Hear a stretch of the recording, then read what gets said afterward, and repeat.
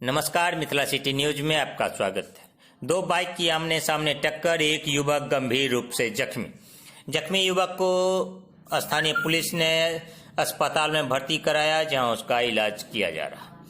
प्राप्त जानकारी के अनुसार शिवाजीनगर प्रखंड के ठनका चौक के समीप दो बाइक की आमने सामने टक्कर हुई, जिसमें एक युवक गंभीर रूप से जख्मी हो गया, वहीं दूसरा बाइक चालक भागने में सफल रहा।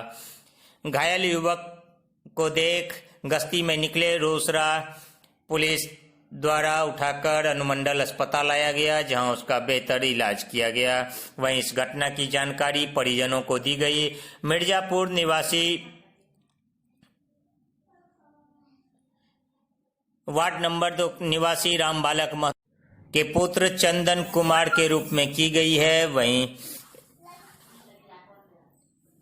उसका बेहतर इलाज अब परिजन दूसरे जगह ले जाकर करवा रहे हैं। रोसड़ा से मिथिला न्यूज के लिए पलटन सहनी की रिपोर्ट।